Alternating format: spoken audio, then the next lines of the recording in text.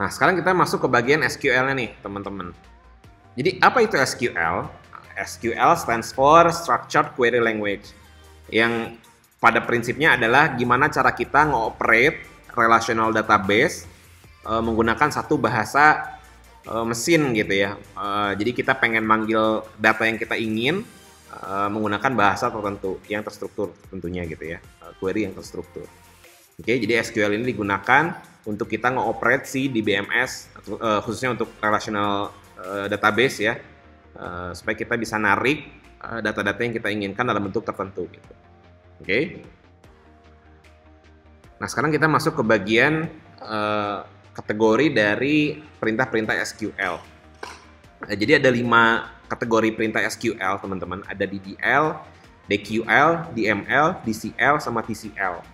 Kita mulai dari DDL ya. DDL itu stands for Data Definitions Language. Jadi, gimana cara kita ngedefinisikan data yang mau kita simpan. Contoh, nama tabelnya apa. Oke. Ada kolom apa aja. Maksudnya kita mau nyimpan di tabel itu, mau nyimpan kolom apa aja gitu ya, ada kolom apa aja. Per kolom itu jenis datanya apa. Lalu ada default value apa enggak. Lalu kalau di database software yang sekarang kan ID-nya bisa auto increment tuh otomatis kan. MySQL, MariaDB, Oracle segala macam itu biasanya kita bisa set auto increment.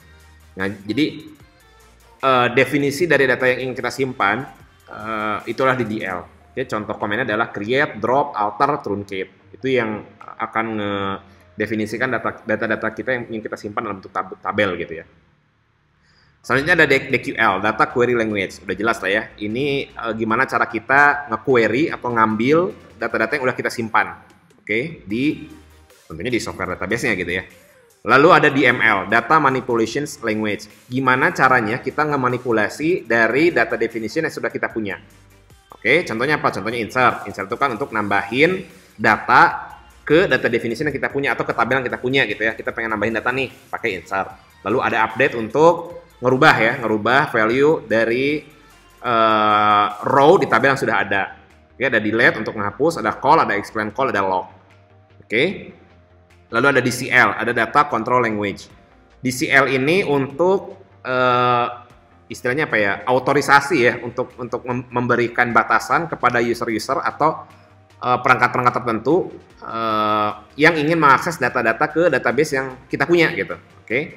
Let's say misalkan kita punya aplikasi A. Aplikasi A ini hanya boleh ngambil data dari tabel tertentu. Oke. Hanya boleh ngambil dari tabel ABC misalkan. Nah, sedangkan aplikasi B boleh ngambil dari XYZ, tabel XYZ atau semua tabel misalkan. Nah, untuk kontrolnya itu pakai DCL, Data Control Language. Contoh komennya adalah grant sama revoke. Oke. Kelima, ini menarik TCL, Transactions Control Language. Ini core value-nya dari SQL sebenarnya menurut saya, karena disinilah letak konsistensi atau letak acid yang saya sebelumnya pernah sampaikan itu ada gitu ya. Contoh komennya adalah commit, save point, rollback, send transaction, sama set constraint. Itu apa? Nanti supaya nggak bingung, nanti detailnya pada saat kita praktek ya, pada saat kita praktek mengenai acid properties di SQL. Oke, jelas ya? Jadi ada 5, ada DDL, DQL, DML, DCL, sama TCL.